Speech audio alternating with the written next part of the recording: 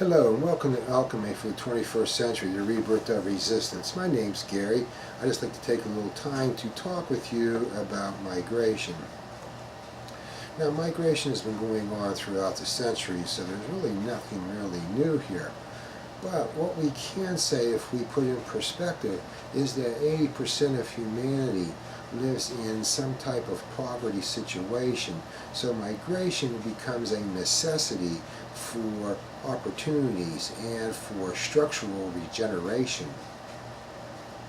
And what we may be seeing happening today is the structural changes that have occurred from decades of migration. And there's relatively nothing new about this. This has happened before. If you look at Western history, what you will see is large waves of immigrants pouring into the countries at specific times. This would be the Industrial Age, the Civil War, the beginning of railroads, and now we could say the Service Age. And from a historical perspective, what one could say is that immigration has always been about an incorporation of a labor force, and that Western civilization superstructure has always been built on cheap labor. And we can also see, too, is every time this occurred, there's always been resistance. So this is sort of nothing new.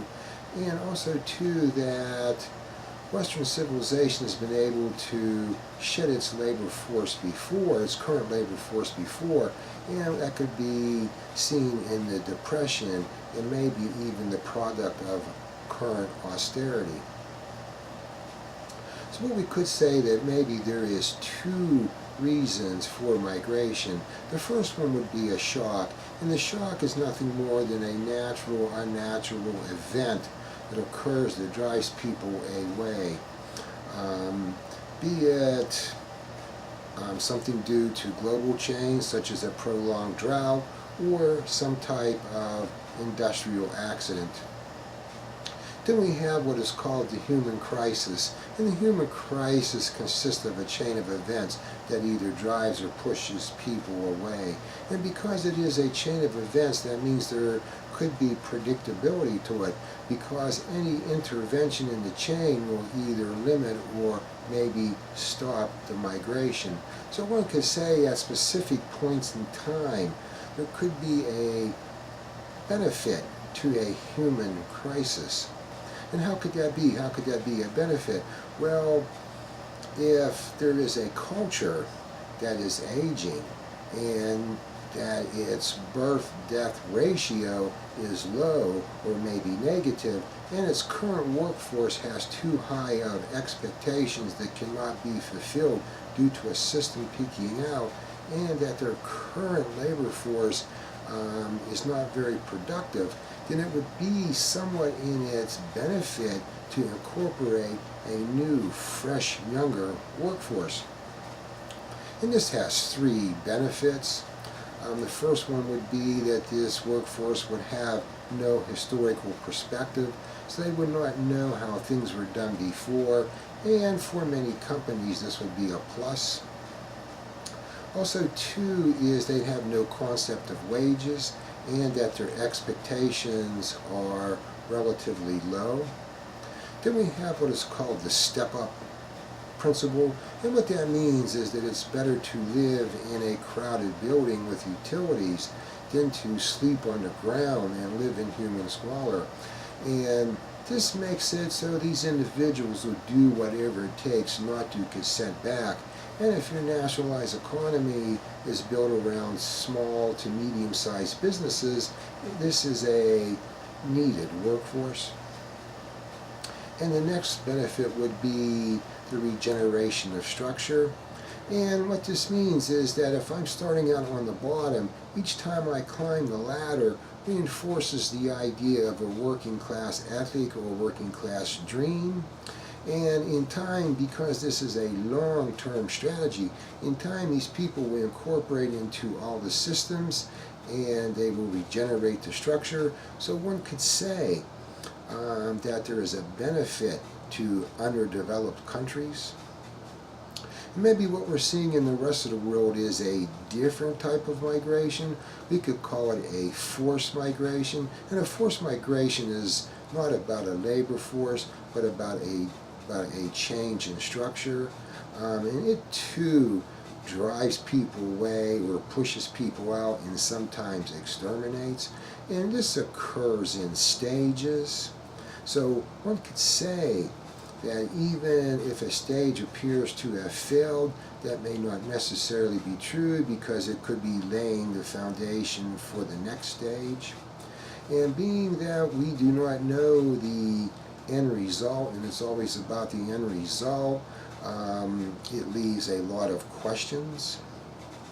So what we may be seeing here is a new stage in this process. And maybe what the end of this process could be is the idea of the root migration into the Fertile Crescent, from which we have been given our ideas and concepts about structure and civilization in order to regenerate civilization.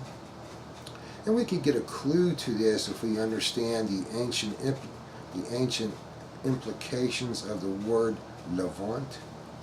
And if this interpretation is correct, then this all has its roots in globalism, because if you've taken some time and read some initiatives about globalism published in 2010, 2011, what you will begin to see is that globalism is about an idea of centralized commerce and currency exchanges, and that national interest will take a back seat to any global initiative. And what that could mean is that current laws no longer apply, and new laws have to be structured around this goal.